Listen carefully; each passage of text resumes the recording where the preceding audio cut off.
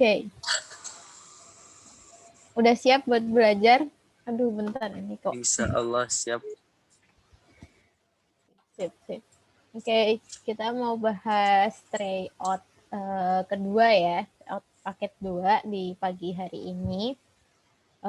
Teman-teman kalau punya soalnya bisa disiapkan, tapi nanti aku share screen juga buat soalnya.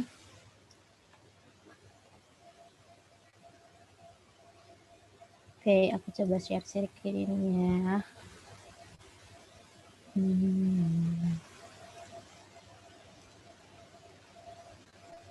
Udah kelihatan? Ada Udah ya? kok.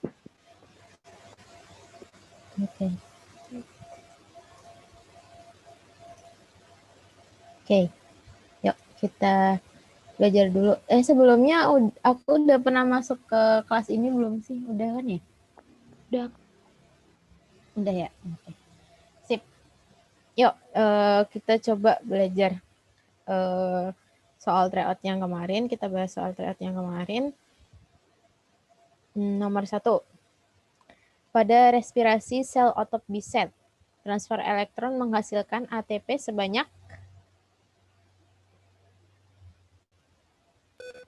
berapa banyak? Ada yang masih ingat? Waktu itu aku jawab 34, Kak. 34, benar? Benar atau salah? Oh, kita coba lihat ya. Nah, aku lihatin ininya. Kelihatan ya? Nih buat respirasi aerob. Respirasi aerob itu tahapannya ada 4. Ada glikolisis, dekarboksilasi oksidatif, terus ada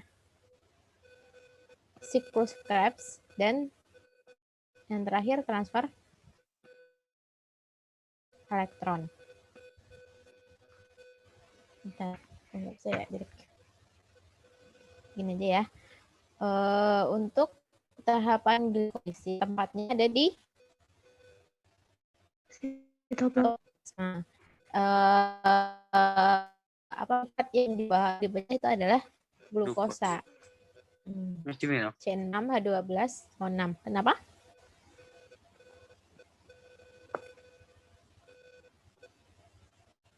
Benar ya, C6H12O6.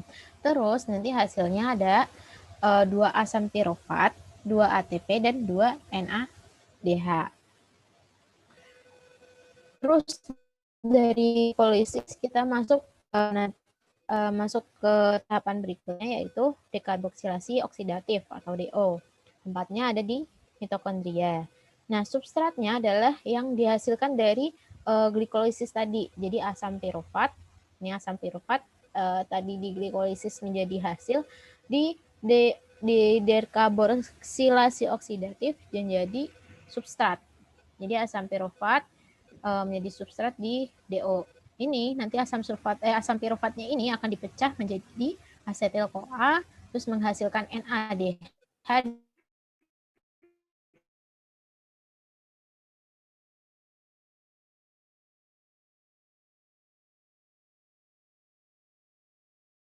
dan CO2. Nah, habis dia, terus substratnya adalah asetil-CoA yang tadi dihasilkan di DO. Itu FADH dan 4 CO2. Terus nanti terakhir, di tahap terakhir ada transfer elektron. Ini terjadi di krista mitokondria. Nah, di transfer ini tadi NADH dan F akan diubah menjadi ATP, di mana NADH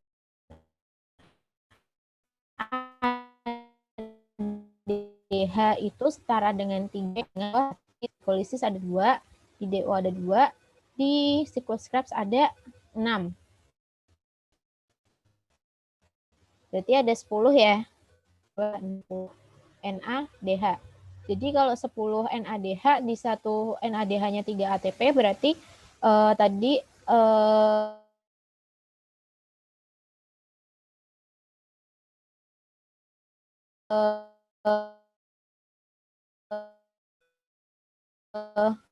NADH-nya jadi berapa ATP? 1 FADH setara dengan 2 ATP. Di sini FADH-nya jadi berapa ATP? 2 kali 2 ya, 4 ATP. Jadi total ATP yang dihasilkan transfer elektron itu ada 34 ATP gitu. Jadi di transfer ada 34 ATP. Terus kalau dari keseluruhan ini ada berapa ATP yang dihasilkan?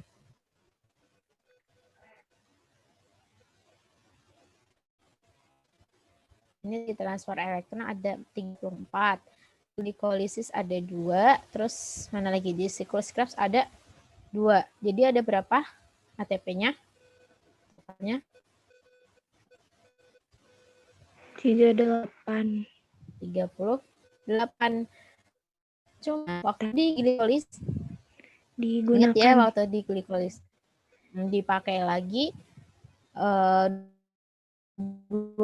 ATP. Jadi sisanya 36 ATP. Itu ya. Udah paham soal ini respirasi aerob? Prosesnya? Masih ingat ya, itu kelas barusan kan ya, kelas 12 kan ya dibahasnya.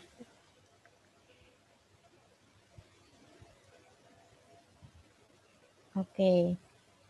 Untuk selanjutnya. Jadi tadi 34 ATP ya, benar ya. Kalau total ATP yang kalau di respirasi yang anaerob berapa ATP yang dihasilkan?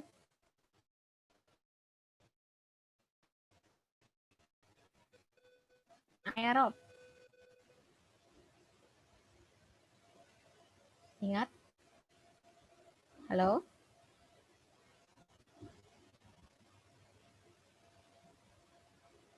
Halo? Suaraku tidak dengarkah? Atau tidak ada yang menjawab? Atau pada lupa? Kalau waktu gimana?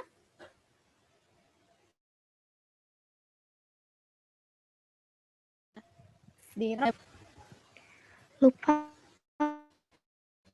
Kalau salah dari ya kalau rest anaerob itu dihasilkan cuma 2 ATP. Gitu ya. Jadi di rest anaerob kalau nggak salah kemarin udah ya.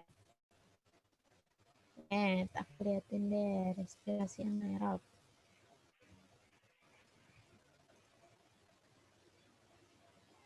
Ini aja deh. Kelihatan ya. Yang ini. Jadi di respirasi anaerob itu cuma dihasilkan 2 ATP. Ini kok nggak bisa. Ya dari glukosa dia diubah jadi asam pirofat sama ya tadi ya di asam pirofat terus asetildehid. Dari asetildehid kan kalau di respirasi aerob itu nanti dia asetil CoA masuk ke asam pirofat masuk ke siklus Krebs. Nah, di sini nggak ada siklus Krebs di respirasi aerob. Jadi langsung diubah jadi asetildehid, habis itu jadi etanol. Di sini cuma dihasilkan 2 ATP aja. Gitu. Nah, NADH dihasilkan juga tapi nanti dipakai lagi. Jadi jadinya sebenarnya nggak dihasilkan NADH gitu ya. NADH yang dihasilkan 0. ATP-nya yang dihasilkan cuma 2. Karena prosesnya cuma glikolisis ini. Nggak ada karboksilasi oksidatif, nggak ada transfer elektron gitu. Oke. Lanjut ya. Iya. Ada yang mau ditanyain di sini? Tiba-tiba hujan deras. Di sana hujan nggak, teman-teman? Enggak ya? Di sini tiba-tiba hujan deras. Oke, selanjutnya. Yang nomor 2. Individu jantan bergenotip A besar A kecil disilangkan dengan individu betina bergenotip A kecil akan menurunkan individu bergenotip. Yang D bukan, Kak? Yang D, ya benar. Tahu ya caranya? Tahu. Oh ya, pertama ini biar ini. Pertama kalau ada persilangan tentukan dulu parentalnya. Tadi kan parentalnya A besar A kecil. Parental itu orang tuanya. A besar A kecil dan A kecil disilangkan. Terus dicari gametnya. Gamet itu setengah dari setengah gamet.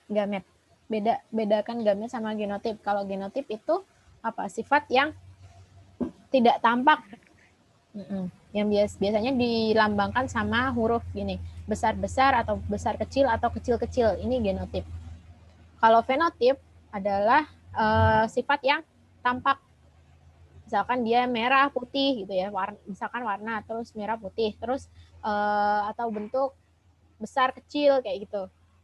Itu fenotip. Kalau ini gamet namanya. Gamet itu setengah dari setengah dari sifat genotip atau setengah dari parentalnya. Jadi kalau A besar A kecil, gametnya A besar dan A kecil. Kalau A kecil, gametnya cuma ada A kecil. Terus habis itu disilangkan. Disilangkan berarti A besar ada dari sini ya. Dari sini ada A besar A kecil sama A kecil A kecil. Gitu. Jadi A besar A kecilnya 50%, A kecil ini salah ya. A kecil harusnya ini harusnya A kecil 50%. Jawabannya yang D. Oke ya. Dilanjut nomor 3. Penyerapan air terbanyak pada perputaran air harian dalam saluran cerna manusia adalah Kolon. mana? Kolon. Apa itu kolon? Usus besar. Yang A. Usus besar. Besar. Kalau di lambung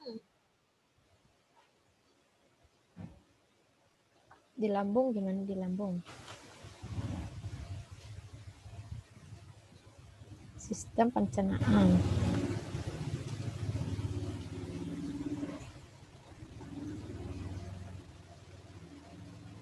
Enggak di enzim-enzimnya ya.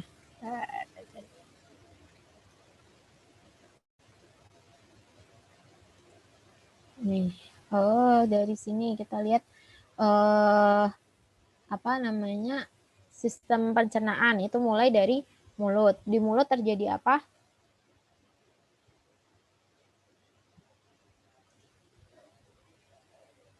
Yuk. Masih pada ngantuk ya?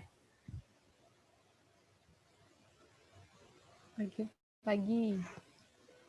Ayo, Pencernaan mekanika. Pencernaan mekanik. Di sini ada enzim. Enzimnya apa aja?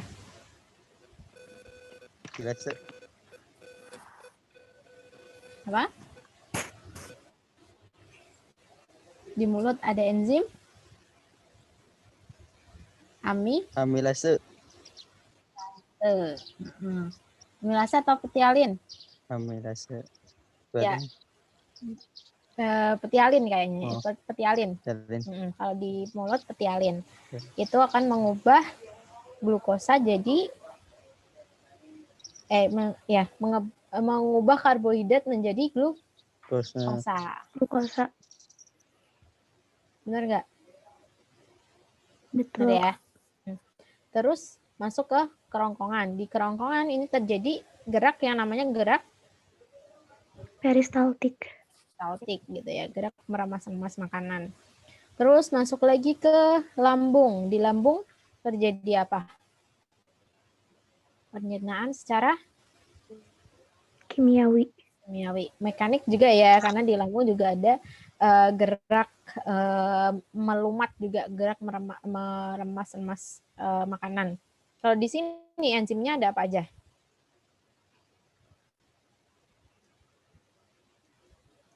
Ingat? Di lambung enzimnya ada apa aja?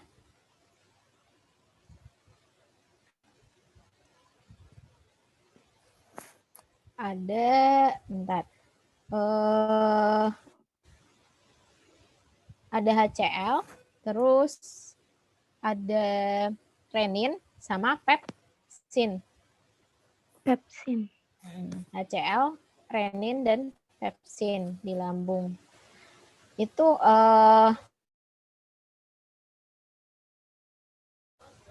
apa? Nah, kalau HCl fungsinya buat membunuh bakteri, terus mengaktifkan pepsin dan melarutkan mineral. Kalau renin itu untuk mengubah kaseinogen menjadi kasein. Ini tuh kalau di adik bayi, kalau pernah lihat adik bayi gumoh, tahu gumoh? Adik bayi lagi gumoh. Nah, adik bayi kalau lagi gumoh itu kan adik bayi itu kalau makan tuh kan minum susu ya. Nah, susunya itu ketika udah masuk ke lambung dia akan dipecah kaseinogennya menjadi kasein, digumpalkan gitu. Jadi ketika dia gumoh atau muntah susu biasanya susunya udah ngegumpal-gumpal. Nah, itu akibat dari kerja si enzim renin gitu. Terus di lambung ada juga enzim pepsin. Nah, pepsinnya ini nanti dia mengubah protein menjadi pepton. Gitu. Terus habis dari lambung, tadi gambarnya. Habis dari lambung masuk ke usus halus. Di usus halus terjadi pencernaan kimiawi lagi. Nah, pencernaan kimiawinya itu oleh enzim-enzim ini. Tapi biasanya itu yang lebih sering keluar itu adalah lipase, tripsin, dan amilase. Gitu.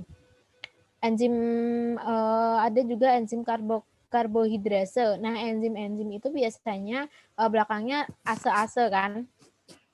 Yang umum tuh belakangnya ase-ase. Nah, depannya ini adalah senyawa yang dipecah sama si enzim. Jadi kalau ngapalin enzim gampangnya gitu aja. Karbohidrase berarti dia akan memecah karbohidrat. Karbohidratnya berupa amilum menjadi maltosa atau disakarida yang lain. Terus lipase itu dari lipid. Lipid itu adalah lemak.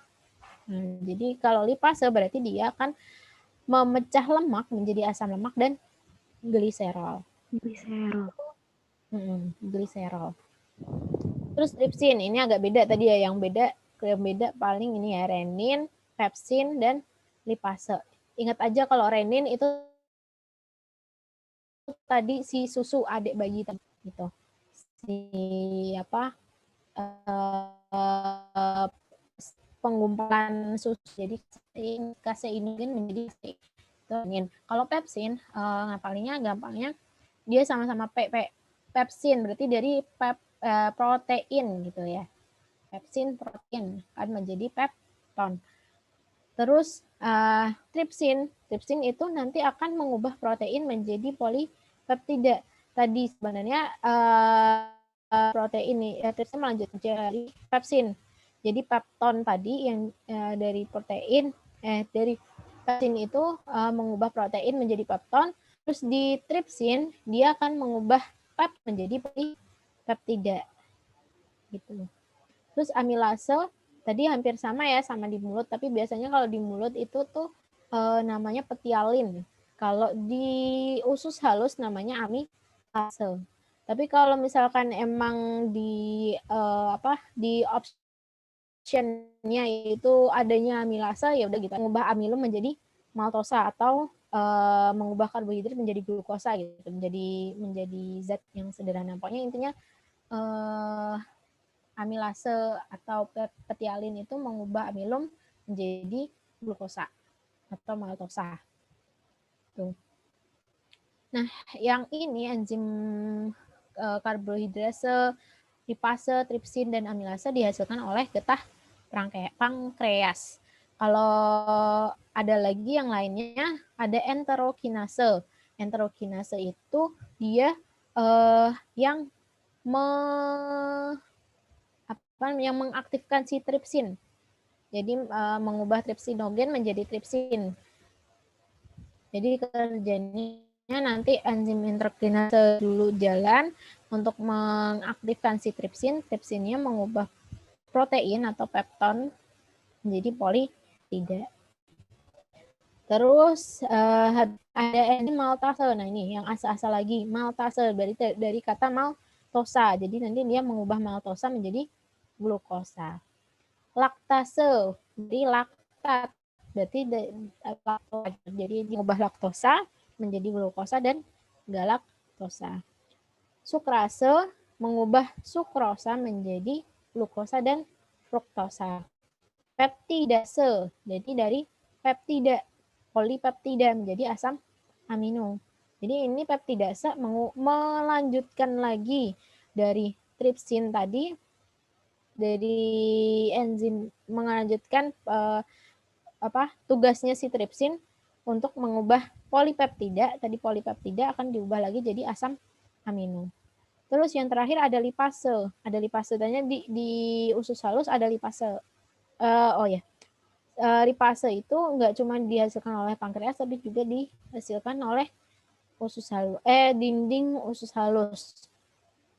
Lipase ini tadi sama ya, mengubah lemak menjadi asam lemak dan gliserol. Terus yang terakhir ada hati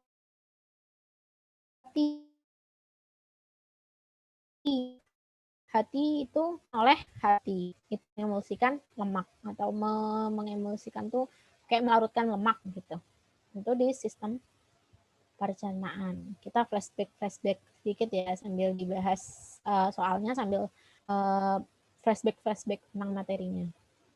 Ya, jadi penyerapan air terbanyak tadi di kolon. Tadi baru sampai usus halus ya. Sampai usus halus, dilanjutin tadi usus halus ada banyak enzim tadi proses pencernaannya.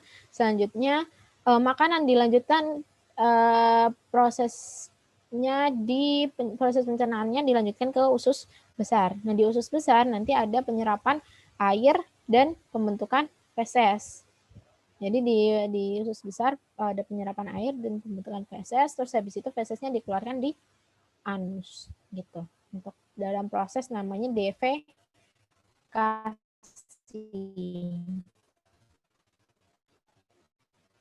Gitu. Untuk sistem pencernaan. Selanjutnya untuk nomor 4, karakteristik utama ordoprimata yang salah adalah yang salah. Apa itu primata? Ada yang tahu primata itu apa?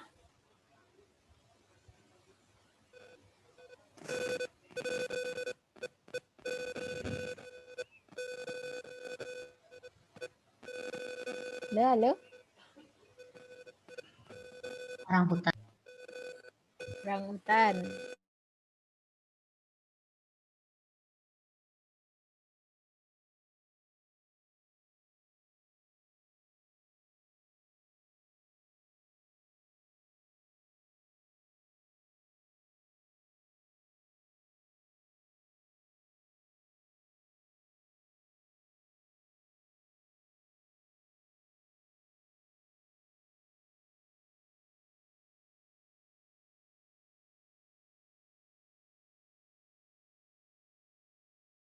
Ordoprimata kita udah tahu contohnya adalah monyet tadi atau kera. Nah, itu berarti ciri-cirinya gimana? Matanya menghadap ke depan, benar atau salah? Benar. Benar. Betul, betul. Rahimnya beruang satu, benar atau salah? Betul.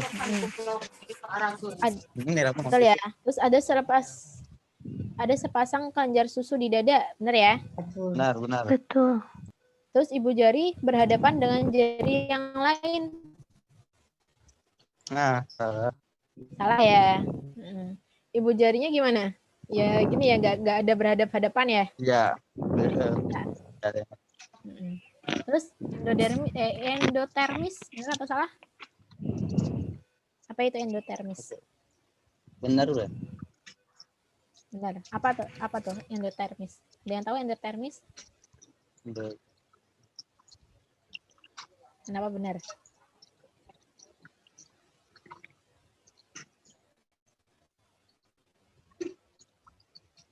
Endotermis. Endotermis itu adalah dia punya panas karena hasil metabolisme di dalam tubuh. Jadi panas tubuhnya itu diperoleh dari metabolisme di dalam tubuh, bukan dari bukan dari lingkungannya gitu. Biasanya apa sih endotermis? Kalau ektodermis berarti dia punya panas tubuh berasal dari luar. Eksotermis dan endotermis. Beda lagi sama poikilotherm dan homoiotherm. Kalau homoiotherm dia suhunya nggak ngikut lingkungan. Jadi suhu tubuhnya tetap nggak mengikuti lingkungan. Kalau poikilotherm itu dia suhunya ikut sama lingkungan. Jadi ketika lingkungannya lingkungannya panas, dia ikut suhunya ikut naik kayak gitu. Atau kalau homoiotherm itu disebutnya hewan berdarah panas. Kalau poikilotherm disebutnya hewan berdarah dingin. Oke ya. Jadi lanjut.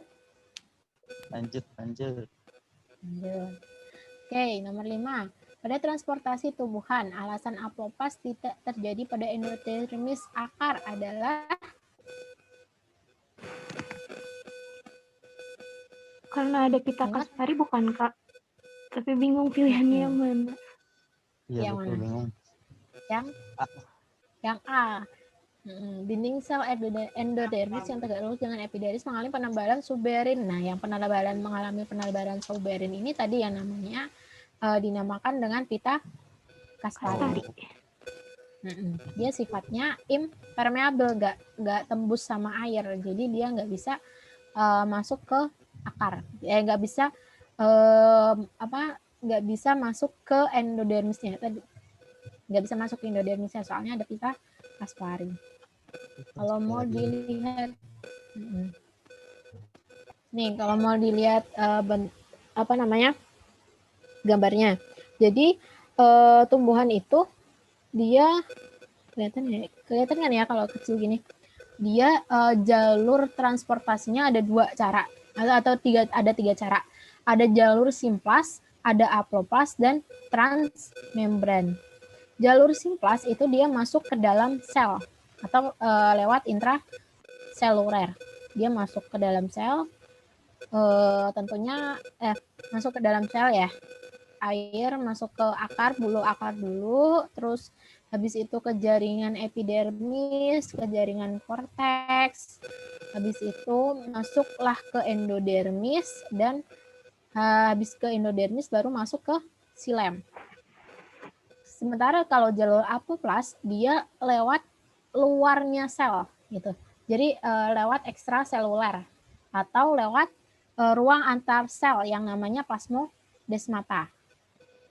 Gitu. Jadi ini di jalur apoplas dia lewat ruang antar sel. Jadi nggak masuk ke dalam sel, lewat ruang antar sel yang namanya plasmodesmata. Ya, dia terus ke jaringan epidermis, ke korteks gitu, tapi nggak lewat dalam sel. Nah, sampai di endodermis dia ada pita Kaspari nih yang warna merah. Nih. Pita Kaspari ini sifatnya impermeable atau dia nggak tembus air, nggak bisa tembus air. Jadi ketika pun dia sampai endodermis, dia pasti akan masuk lagi ke dalam sel. Jadi apoplas ini cuman bisa sampai korteks. Ketika masuk ke endodermis ke xilem dia simplas lagi, masuk lagi ke dalam sel. Terus sementara yang transmembran itu dia prosesnya keluar masuk sel gitu. Jadi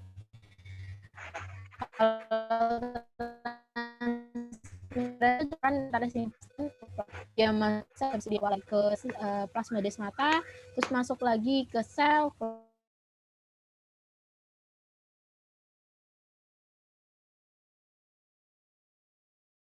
lagi ke plasmadesmata gitu sampai akhirnya masuk ke xilem.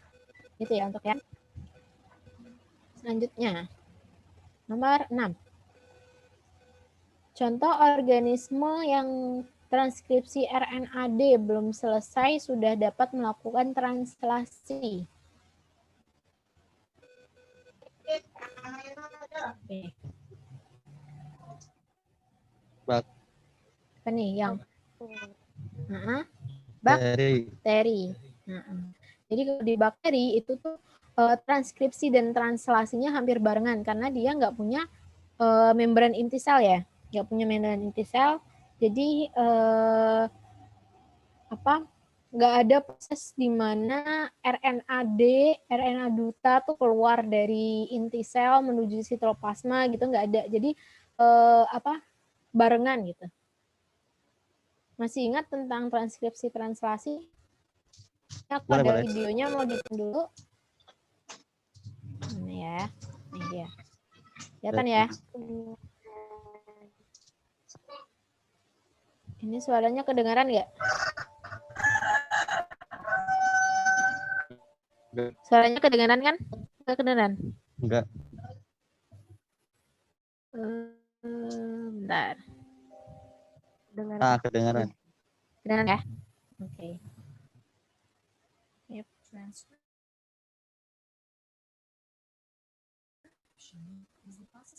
Ini pertama proses transkripsi. Ini transkripsi dulu, jadi proses di mana DNA itu ditranskripsi menjadi RNA. Nah ini faktor-faktor yang mempengaruhi dari transkripsi. Ada RNA polimerase, terus ATP, habis itu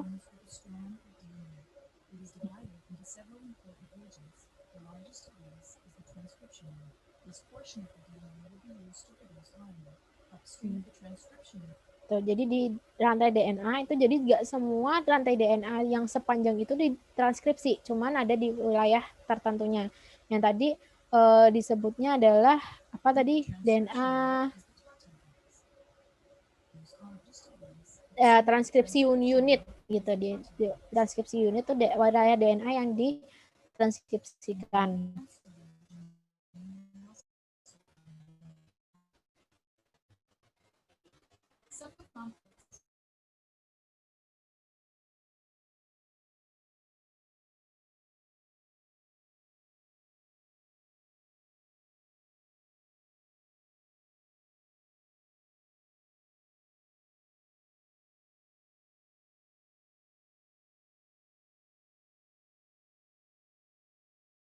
Jadi di apa sih tadi region transkripsi itu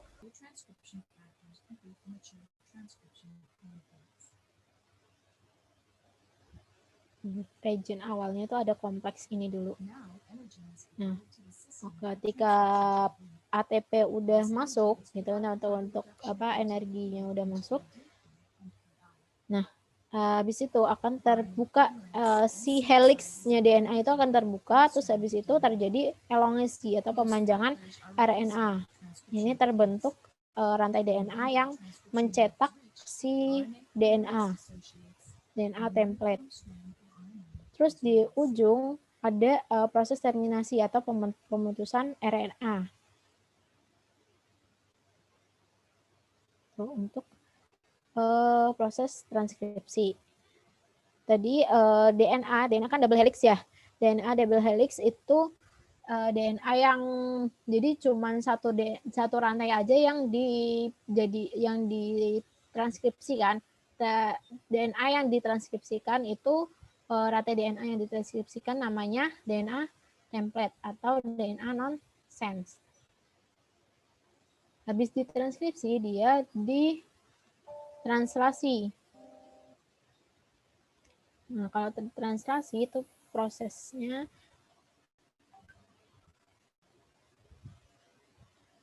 Translation is the synthesis of a protein from an mRNA template. This process involves several key molecules, including mRNA, the small and large subunits of the ribosome, tRNA, and finally, the release factor. The process is broken into 3 stages: initiation, bisa elongation, and termination. sama ya prosesnya Let's see kurang the lebih. process in action. Ada inisiasi, The substrate for translation inisiasi, elongasi, terminasi. of polylactate.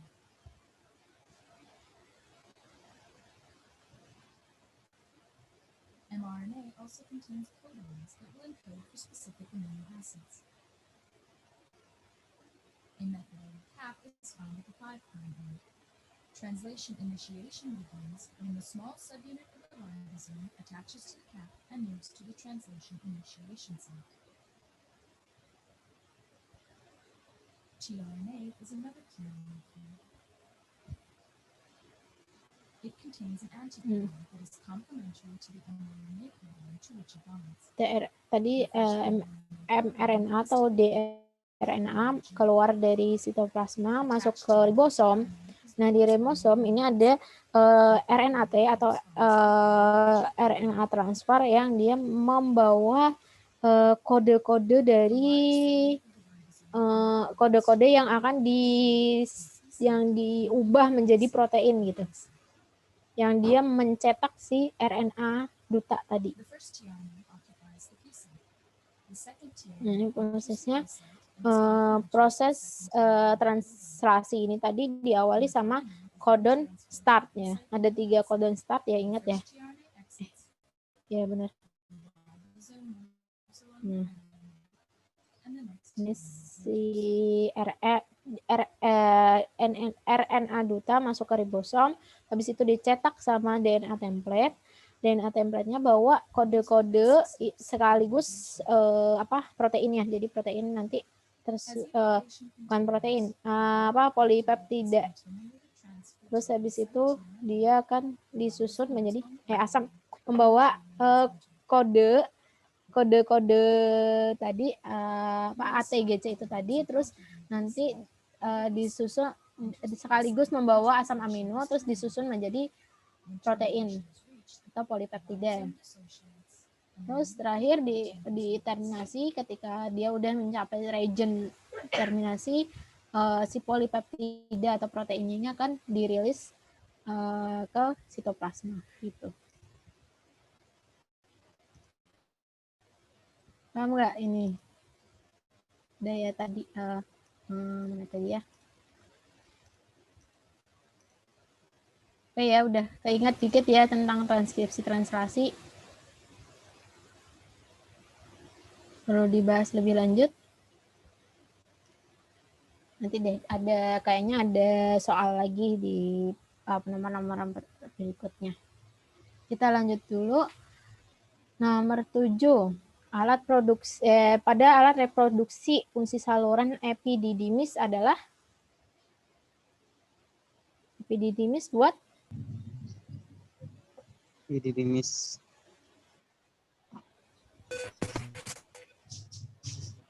Pematangan sperma. pematangan spermatozoa. Ini buat fungsi-fungsinya, kalau lupa boleh dicatat ulang yang tadi ya.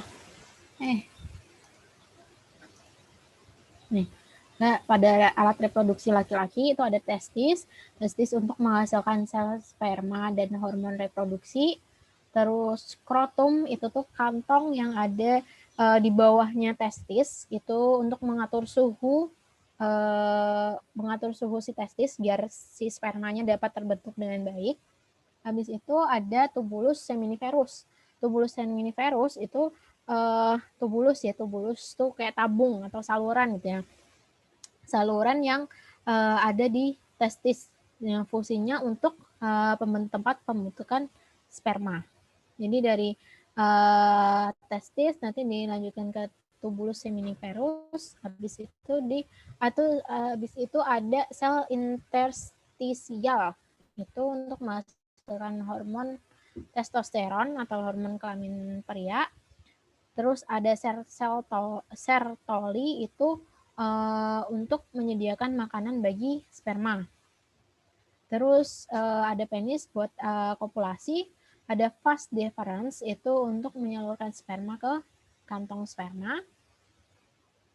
Terus ada ductus epididymis tadi ya, yang epididymis untuk pematangan sperma sekaligus nyimpan sperma sementara. Terus ada kantong sperma. Nah, kantong sperma ini untuk menampung sperma. Jadi disimpan serangnya di epididymis, simpan yang agak lamanya di kantong sperma. Terus terakhir ada kelenjar-kelenjar, ada kelenjar prosta dan kelenjar Cooper. Nah, dua kelenjar ini menghasilkan cairan semen nih. Namanya cairan semen ini nanti berfungsi untuk nutrisi si sperma untuk mempermudah geraknya. Jadi cairan semen ini berisi nutrisi untuk sperma untuk mempermudah geraknya si sperma juga gitu.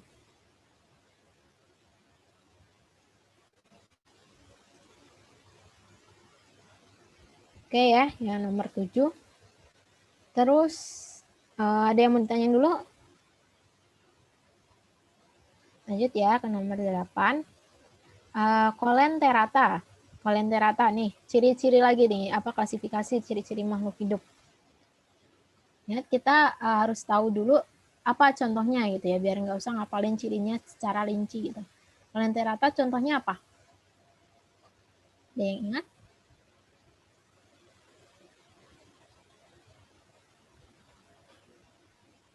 Halo? Halo, halo?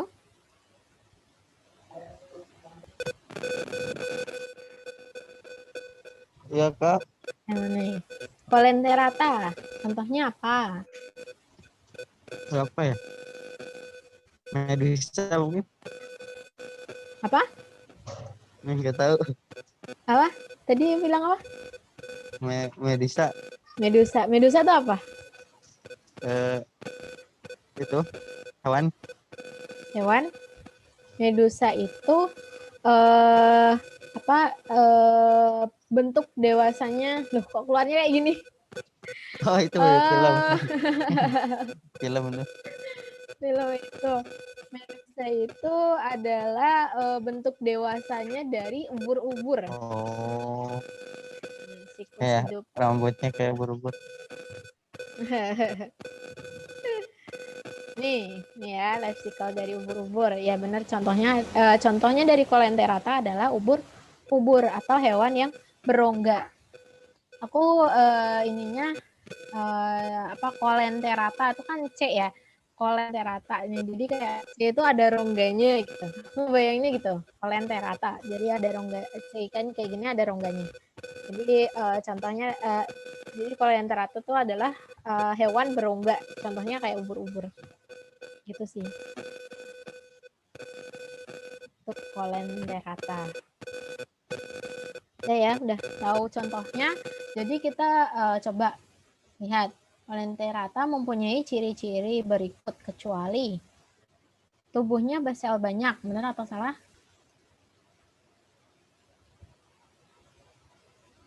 Coelenterata.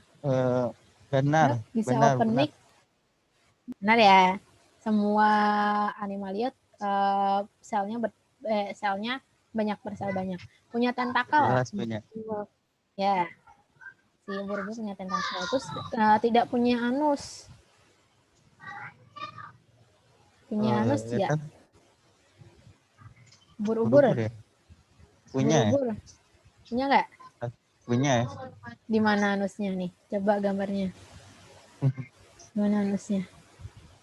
Nggak ada ya? Nggak ada ya. Jadi ubur-ubur masih belum punya anus. Jadi Gitu. Terus habis itu reproduksinya dengan cara bertunas. Ya, Bener ya. Tadi ini ada apa di gambarnya sini ada tunasnya. Jadi ini tuh tunas si apa polip-polip ini tuh adalah tunas-tunasnya mereka gitu.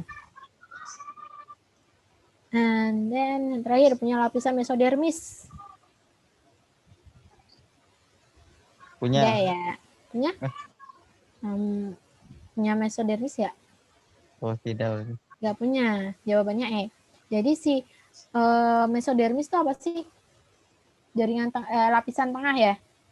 Kalau ini coba kalau melihat tadi ini apa ubur-ubur, dia kan paling cuman punya bagian luar eksodermis sama endodermis kan dalam aja.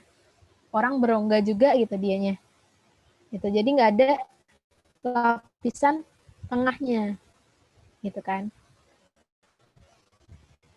Gitu untuk cara apa ya? Tips untuk menjawab si klasifikasi kayak gitu. Gitu. Oke. Jadi lanjut. Lanjut. Sip. Nah, nih ada lagi nih apa transkripsi dan translasi pembentukan protein. Jika urutan bahasa pita jika urutan bahasa pita DNA yang ditranskripsi adalah ini dari 3 ke 5, ujung 3 ke ujung 5, GTSAT, urutan bahasa nitrogennya yang benar yang mana?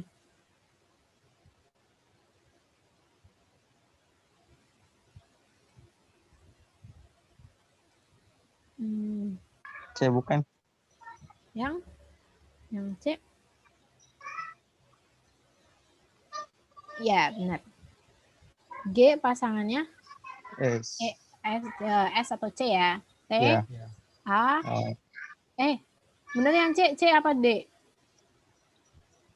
Ini benar nih, ini sama nih ya, apa namanya C dan D apa namanya bahasanya sama nih, benar nih. G sama S, T sama A, S sama G, A sama U, T sama A. Nah, sekarang ujungnya nih 3 atau 3 dulu, di sini 3 atau di sini 5, di sini 3 atau 5 yang awalnya. 5 ya. 5. Jadi yang D ya.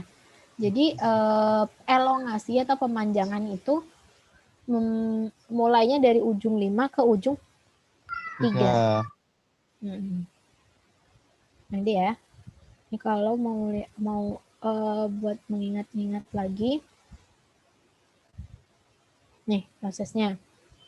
Jadi ini ada DNA. Proses transkripsi itu adalah DNA dicetak oleh RNA. DNA diubah jadi RNA. Awalnya dia ada inisiasi dulu. Tadi macam-macam kompleks itu nempel di DNA template namanya. DNA itu kan ada dua nih, dua pasang ya. Nah, yang ditranskripsi sebenarnya cuma satu rantai aja. Gitu. Dalam satu proses transkripsi ya. Nanti yang untuk proses transkripsi berikutnya mungkin apa rantai yang satunya lagi juga ditranskripsi gitu. Tapi dalam satu proses transkripsi cuma satu yang ditranskripsikan namanya DNA template atau DNA ini misalnya di 3 yang warna merah rantainya ditranskripsi, terus habis itu ditranskripsi oleh RNA messenger atau RNA duta, mRNA atau dRNA gitu. Jadi ini hasil dari transkripsi adalah RNA duta atau RNA messenger atau mRNA dRNA gitu. Itu sama. Namanya dari mRNA dRNA adalah kodon. Nah, RNA ini kemudian nanti ditranslasi RNA T atau RNA transfer atau nama lainnya lagi antikodon untuk menjadi protein gitu. Tapi walaupun tadi ya masih RNA di proses transkripsi di translasi itu nih kalau kelihatan ini kan ada mRNA ya tRNA ya RNA-T yang diterjemahkan untuk menjadi amino itu tetap mRNA bukan tRNA, tapi tRNA itu bawa kodenya. Jadi yang bawa kodenya tRNA cuman bawa kodenya, tapi yang diterjemahkan jadi protein tetap mRNA atau kodon nama lainnya. Itu jangan bingung sama istilah-istilah itu ya. DNA yang ditranskripsi namanya DNA template atau nonsense. DNA yang nggak ditranskripsi berarti namanya non template atau DNA sense. mRNA nama lainnya dRNA atau messenger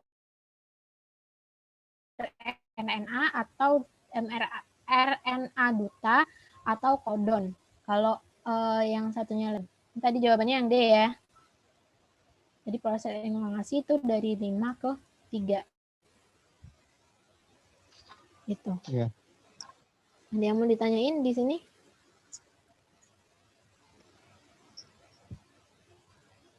Lanjut ya. Oke, sip. Selanjutnya nomor 10. Parenkim umbi daun merupakan tempat cadangan makanan pada tumbuhan Bawang. Bawang, benar. Jadi kalau bawang itu di daun. Kalau kentang umbi? Batang. Singkong umbi? Singkong, wortel dan lobak umbi? Ya. Oke. Sip. Nomor 11. Hewan yang memiliki tubuh asimetris adalah yang mana?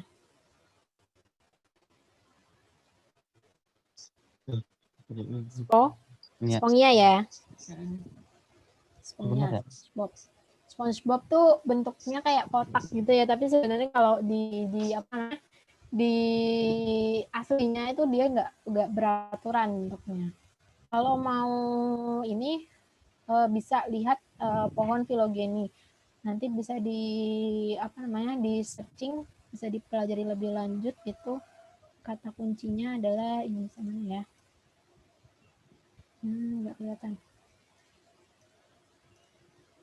Mana dia? Oh lah. Kok ini sih? Nah, nih bisa dilihat nanti kalau misalkan di searching lagi phylogenetic tree gitu. Filogeni dari animalia. Ini dilihat mana sih yang dia simetrinya radial, yang bilateral gitu. Yang radial tuh Porifera, Cnidaria, Knetophora, terus yang bilateral adalah yang selain itu gitu ya, misalkan Platyhelminthes, Porifera, Rotifera, Nematoda dan lainnya. Terus yang selomata itu cuman ada Platyhelminthes. Terus pseudoselomata ada Rotifera dan Nematoda. Terus yang punya selomata itu ada mulai dari Mollusca sampai Chordata gitu. Terus kalau yang ini Protostom, Leucostrom dan Deuterostrom itu tuh nanti berkaitan dengan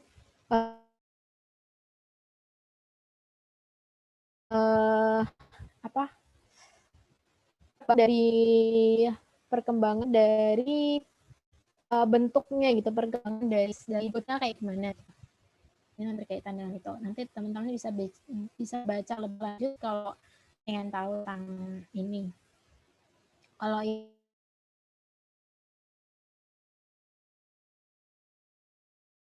yang sebelahnya itu polarnya kayak gimana, DNA-nya kayak gimana.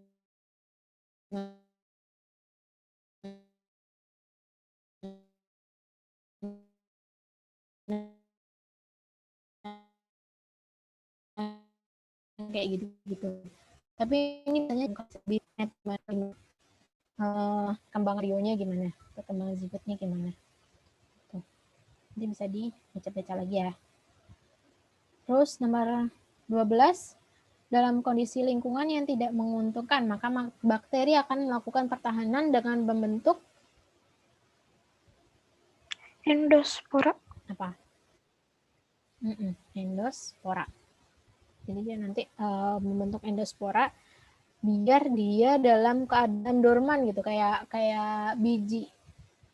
Jadi ketika dia punya endosperma, dia metabolismenya akan berjalan lambat sehingga dia nggak gampang capek gitu ya, nggak gampang untuk mati, tapi dalam keadaan istirahat. Oke, lanjut. Nomor 13, nih bawang lagi.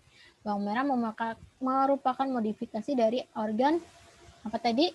Daun. Daun. Oke, jelas ya. Selanjutnya, nomor 14. Pernyataan yang benar menjelaskan penyebab kelapa mengalami pertambahan diameter batang. Yang mana? Pertumbuhan sekunder. Pertumbuhan sekunder. Coba kita lihat jawab ini ya. Mengalami pertumbuhan sekunder. Pembentukan berkas ikatan pembuluh lebih banyak ke arah dalam oleh kambium aksesoris. Ke arah luar ya harusnya ya. Kalau kita ikatan pembuluh untuk membentuk lingkaran tahun ya. Ini ke arah luar. Terus diferensiasi jaringan kolenkim menjadi silem dan floem. Parenkim atau kolenkim? Keluar ya diferensiasi jaringan parenkimnya ya, silem dan floem itu. Terus pertumbuhan jaringan parenkim ke arah luar. Yo, yang apa yang D nih? Kalau yang E, penimbunan hasil fotosintesis pada jaringan korteks enggak ya?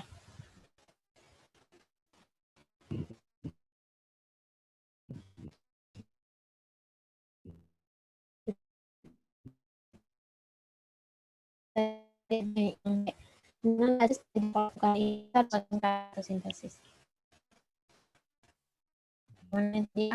D. Empat ya. D. Saya benar sih yang sekunder gitu kan.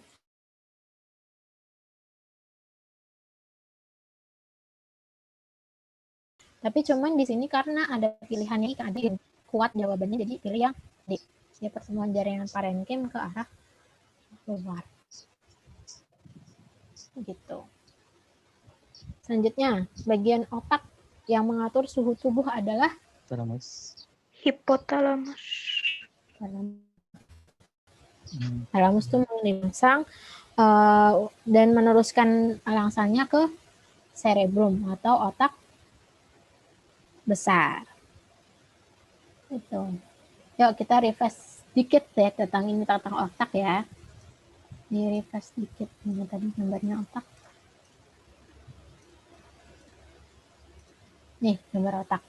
Jadi otak manusia tuh terdiri dari otak besar, ada otak kecil, sama sumsum lanjutan ya. Nih spinal cord. Otak besar ada 4 lobus, 1, 2, 3, 4. Lobus depan itu namanya lobus frontalis. Lobus frontalis itu untuk dia berperan dalam proses ingatan. Terus lobus temporalis dia ada di samping. Temporalis itu ada di samping, dia untuk pendengaran ya, yang dekat sama telinga, jadi di samping dia pendengaran. Terus ada lobus parientalis. Di sini di tengah ini ada lobus parientalis untuk mengatur perubahan kulit dan otot. Jadi di sini kulit dan otot. Terus occipitalis dekat sama mata di belakang sini ya, agak belakang sini, tapi dia kan dekat sama bola mata. Bola mata itu kan ke dalam ya. Jadi dia occipitalis itu untuk penglihatan.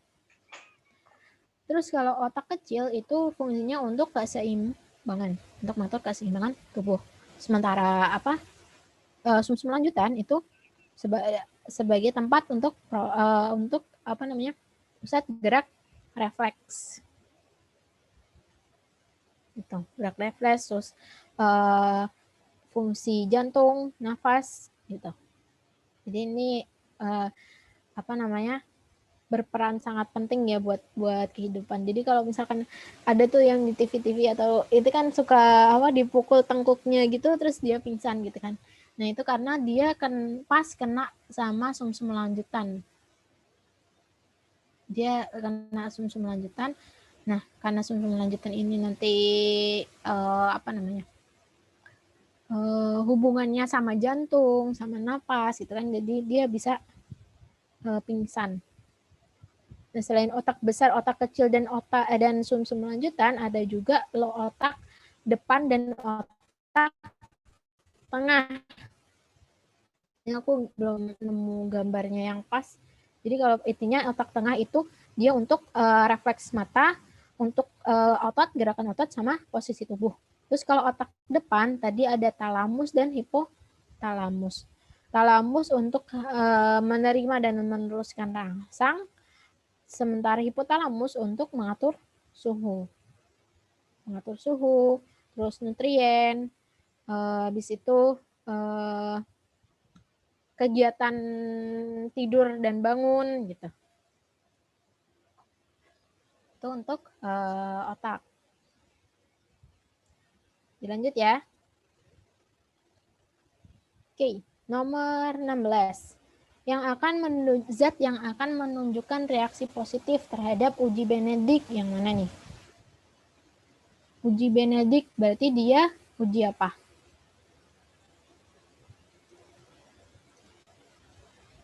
Uji Benedict nih, uji zat makanan. Benedict itu untuk menguji glukosa. Glukosa berarti gula ya, kayak gula, bukan nasi. Kalau nasi diujinya pakai lugol, itu amilum. Buat uji amilum atau karbohidrat karena nasi masih dalam bentuk karbohidrat kompleks. Kalau Benedict itu gula, gitu, glukosa. Amilum untuk zat makanannya amilum itu ujinya pakai lugol. Nanti hasilnya warnanya biru kehitaman. Protein pakai biuret A sama biuret B. Lihat ya. Atau biuret itu Vehling A, Vehling B. Gitu. Jadi apa sih namanya? Biuret itu campuran dari Vehling A dan Vehling B. Nanti hasilnya warnanya ungu. Glukosa reagennya ujinya pakai Benedict. Hasilnya warna merah bata. Terus lemak pakai kertas buram, nanti hasilnya dia transparan gitu. Kalau dikenain cahaya si kertasnya itu tadi nanti transparan. Uji makanan. Next ya. Ini harusnya udah bisa di luar kepala nih uji makanan. Oke. Nomor 17. Aliran darah keluar jantung dipertahankan mengalir ke dalam aorta sehingga tidak terjadi aliran balik oleh katup. Yang mana?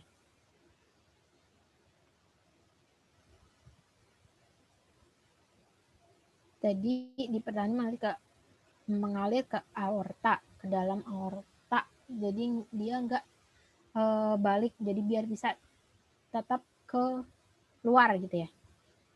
Keluar jantung. Itu katup semilunar aorta. Ya, mana katup jantung tuh Mbak tadi dapat. Nih, katup jantung tuh ada 4. Ada katup aorta, pulmonalis, bicuspidalis dan tricuspidalis. Aorta yang di sini. Dia katup yang tadi katup-katup ini berarti fungsinya adalah untuk mempertahankan itu ya, buat mengatur keluar masuknya darah di jantung.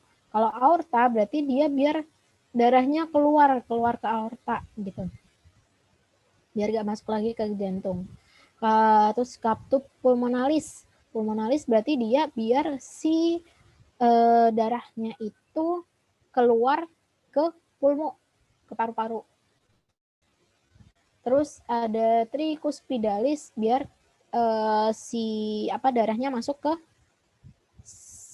bawah tuh namanya, bilik, ke bilik kanan, ke katup bicuspidalis biar darahnya masuk ke bilik kiri. Kalau jantung kebalikan dari hadapnya kita ya, yang sebelah sini kanan, yang sebelah sini kiri. Gitu. Sekalian ke sistem peredarannya. Peredaran darah besar, peredaran darah kecil. Masih ingat ya?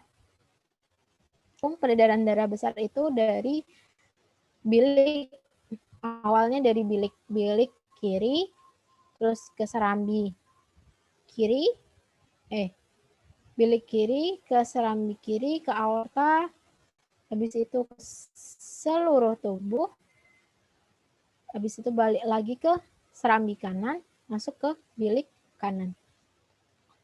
Peredaran darah kecil dari bilik kanan ke paru-paru, masuk serambi kiri. Gitu. Ini tadi salah ya. Peredaran darah besar dari bilik kiri ke seluruh tubuh, ke aorta dulu, atau pembuluh darah yang gedenya dulu, ke seluruh tubuh, ke aorta, ke arteri-arteri yang kecil, aorta atau arteri besar, terus ke arteri-arteri yang kecil, ke seluruh tubuh, baliknya masuk ke serambi kanan. Terus peredaran darah kecil dari bilik kanan ke paru-paru, masuk ke serambi kiri. Di sini ada vena pulmonalis di sini. Ya, arteri itu pokoknya kalau arteri dia pembuluh yang membawa darah bersih. Jadi darah yang keluar dari jantung itu tuh arteri. Darah yang masuk ke jantung itu lewatnya vena. Jadi di sini ada aorta atau arteri yang gede. Ke seluruh tubuh ada vena cava superior, vena cava inferior. Superior yang di bagian atas, untuk tubuh bagian atas, vena cava inferior bagian bawah. Gitu. Terus ada vena arteri pulmonalis, berarti dia yang arteri yang dari jantung ke pulmo atau paru-paru. Terus ada vena pulmonalis, berarti dia vena yang masuk ke jantung, atau vena yang dari paru-paru masuk ke jantung. Itu. Oke ya. Lanjut. Oke, ini lagi. Hewan dengan ciri utama triploblastik acelomata. Jadi bisa lihat dari pohon filogeni ini lagi. Tadi.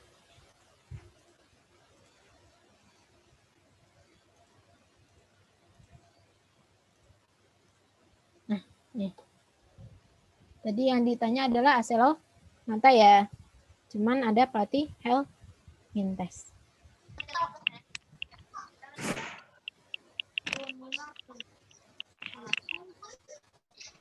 Itu ya. 18 triploblastik acelomata, platyhelminthes, cuma ada satu. Selanjutnya nomor 19.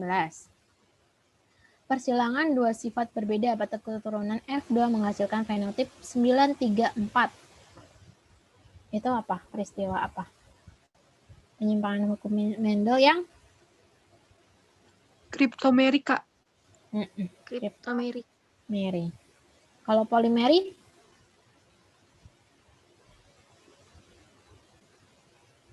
Ingat? Penyimpangan hukum Mendel.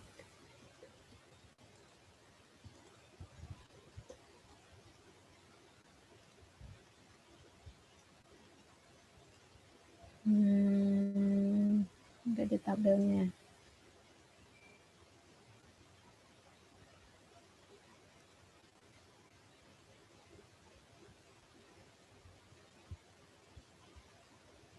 Wait a minute.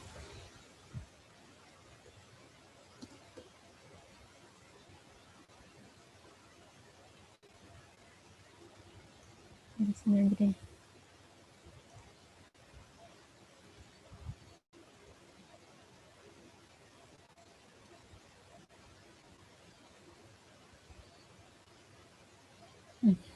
Penyimpangan hukum Mendel ada berapa? 5 ya kalau nggak salah.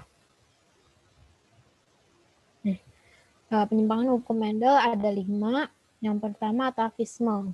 Nah ini kalau atavisme biasanya jengger ayam. Jadi kalau udah ada kata kuncinya jengger ayam gitu tuh biasanya dia adalah atavisme. Ada 4 jenis jengger ayam, walnut, rose, PA, dan single. Ini walnut dia nanti genotipnya R besar, P besar, yang lainnya kecil-kecil atau besar-besar atau besar kecil gitu ya. Ini walnut itu yang dominan, R dan P-nya dominan. Rose yang dominan adalah R-nya. PA yang dominan adalah P-nya. Sementara kalau single dia resesif semua. Perbandingannya kalau ini 9-3-3-1. Itu atavisme. Kalau cryptomeric itu dia tersembunyinya gen dominan tidak gen dominan lain. Jadi untuk memunculkan sifat tertentu gitu ya, itu harus ada 2 gen dominan yang muncul barengan. Itu biasanya ini pigmen antosianin di bunga Linaria marocana. Tuh, ingat-ingat aja Boy, biasanya ada kata kuncinya antosianin itu biasanya nanti cryptomeric. Dia kalau ada A besar dan B besar, dia A itu tuh pigmen antosianin, A besar pigmen antosianin, sifat dominan untuk pigmen antosianin, B besar sifat dominan untuk protoplasma yang basa. Jadi ketika A besar ketemu B besar, dia baru akan muncul sifat warna ungu, antosianin. Antosianinnya baru bekerja. Kalau dia cuma punya gen antosianin aja, tapi protoplasmanya asam, dia nggak warnanya nggak ungu gitu. Itu aja intinya yang cryptomeric.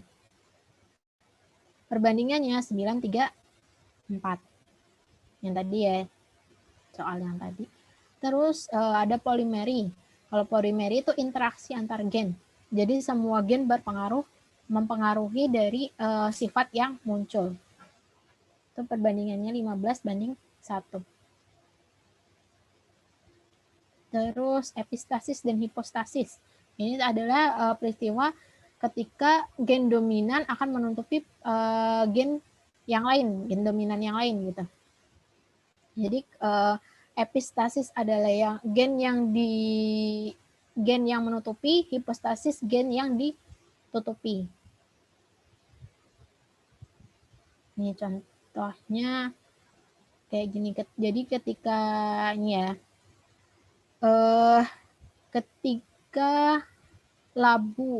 ketika P besar ketemu K besar, dia warnanya putih. Jadi nggak kelihatan gitu. Si gen warna kuningnya, ketika dominan ketemu dominan, nggak kelihatan nggak kelihatan nggak kelihatan sifatnya. Nanti perbandingannya 12-3-1. Yang terakhir ada komplementer. Ini interaksi gen dominan dengan sifat yang berbeda yang saling melengkapi sehingga memunculkan fenotip tertentu. Ini hampir sama kayak yang cryptomeric tadi ya. Jadi dia butuh gen komplement untuk menghasilkan warna. Nanti perbandingannya 9-7. yang komplementer. Oke. Penyimpangan hukum Mendel ada yang mau ditanyakan?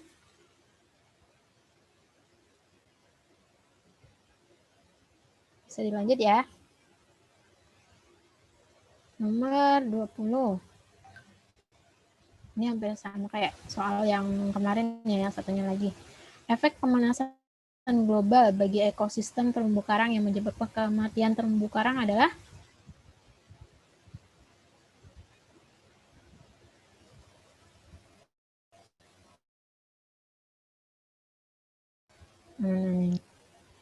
jika terumbu karang pemutihan karangnya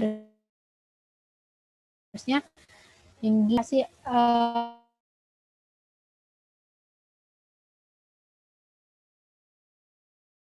oksigen meningkat. Ini tidak, kalau oksigennya naik justru bagus dong.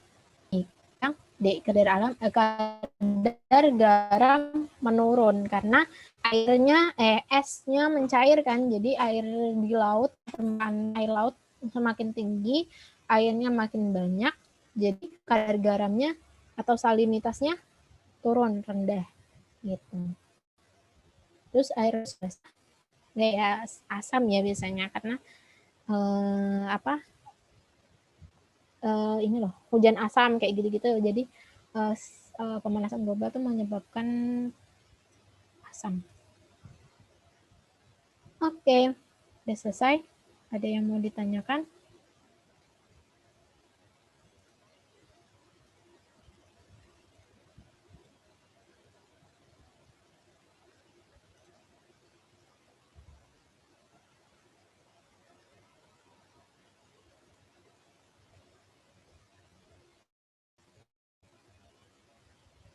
Halo, halo. Udah tidur ya?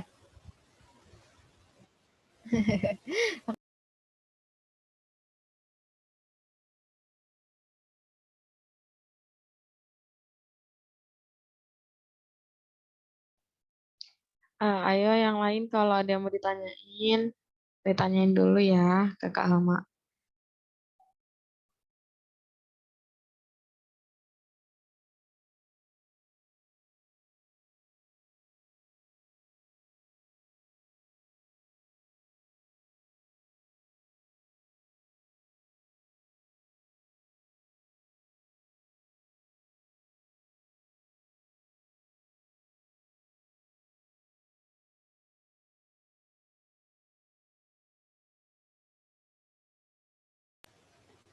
Oke. Halo, ada yang mau ditanyain?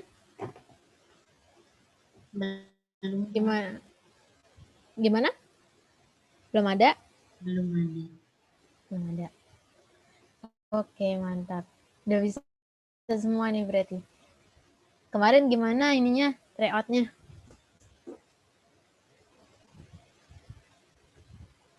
Kemarin tryout soal yang ini atau soalnya beda lagi? Sama, Kak. Sama yang ini ya. Gimana hasilnya? Udah keluar belum? Udah, Kak. Langsung ada. Udah. Langsung keluar. Gimana? Udah mencapai target?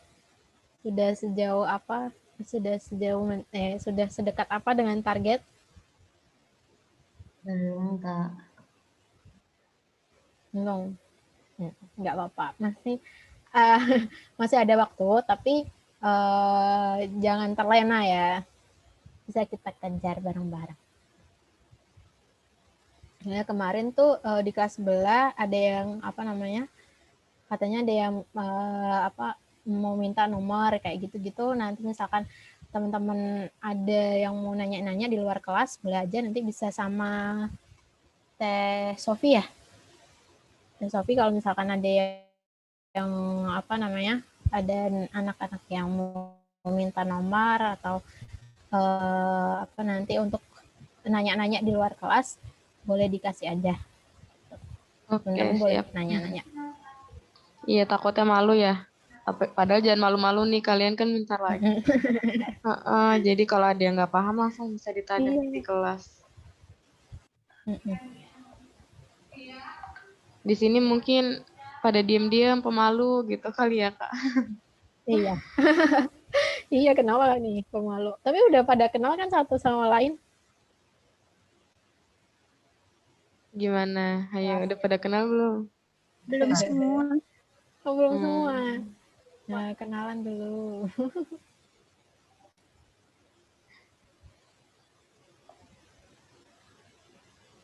Waktunya masih ada 4 menit lagi. Ayo dimanfaatin dari yang tadi udah dibahas tuh, TO-TO-nya. Ada yang, aduh ini gimana ya, yang ini kayaknya masih belum paham. Itu boleh ditanyain. Kak, aku mau nanya dong. Iya, Yang tadi itu yang hasil persilangan, karena aku belum masuk tadi yang hasil persilangan itu yang persen-persen. yang persen-persen. Iya, Oke, Kak. coba ya kita lihat lagi.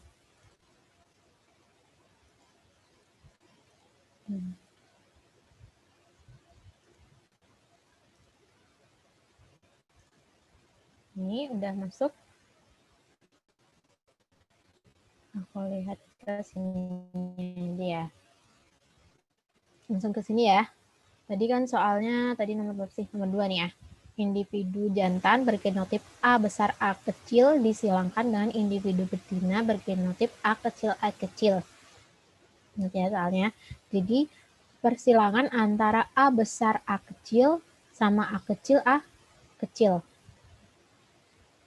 Gitu. Nah, untuk mengerjakan soal persilangan kayak gini, awalnya adalah kita tulis dulu parentalnya atau orang tuanya siapa. Jadi kan disilangkan A besar A kecil dengan A kecil. Jadi si parentalnya adalah A besar A kecil dan A kecil. Di situ, ini anaknya coret-coret, tapi belum disiapin coret-coretnya. Atau pakai kamera deh. Ini aku biar coret-coret biar enak.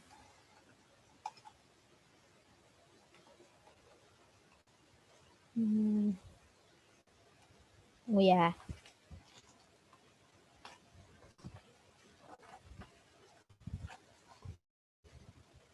Kelihatan nggak sih kalau aku kamerain?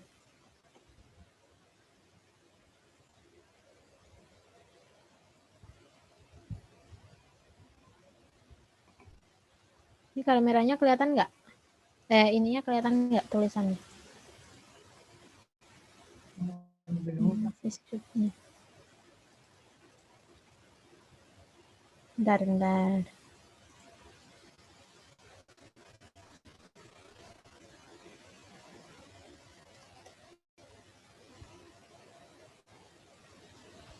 Nih, kelihatan ya dikit ya? Kelihatan? Di aku belum. Pegang deh. Bentar. Oh ya. Nge-switch kamera nah. Nih. Nih aku tulis ya.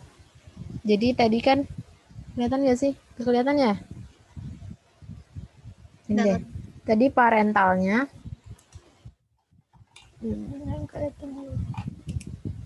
Jadi tadi kan parentalnya. Nggak kelihatan ya? A besar A kecil disilangkan dengan A kecil.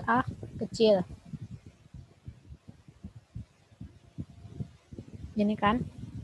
Terus habis kita udah nentuin parental, ditentukan lagi adalah gametnya. Gamet itu setengah dari si parental. Jadi kalau ini ada A besar A kecil, dia ada gamet A besar dan A kecil. Katanya. Kalau ini gametnya cuma ada A kecil, gitu kan? Penentuan gamet udah bisa.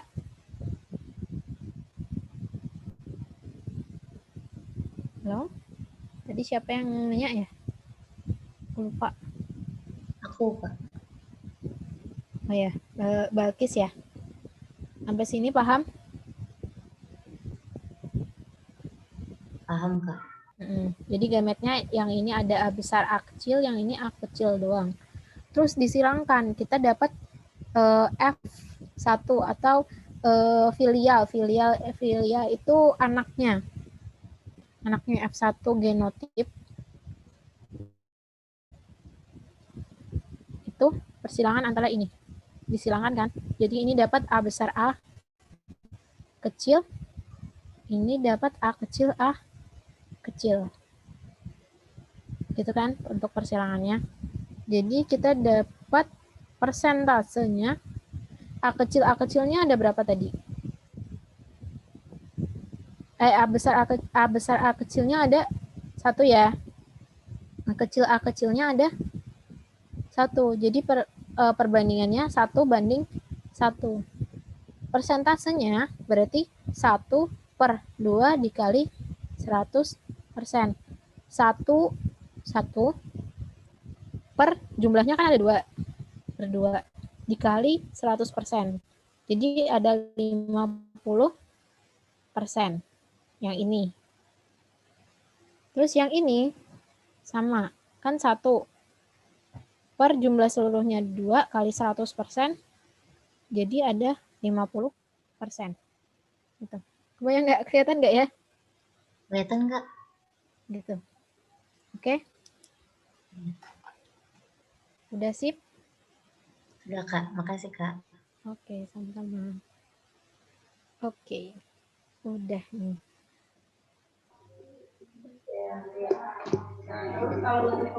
Bisa di ini teh persiapan kelas selanjutnya.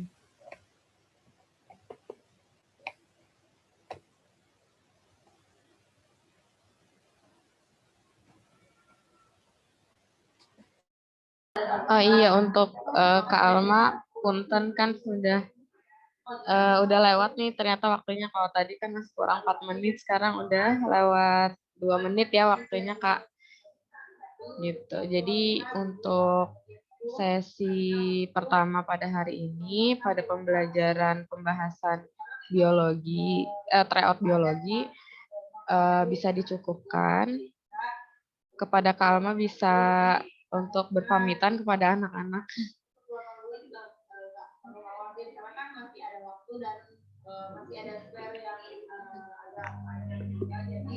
Kak Alma.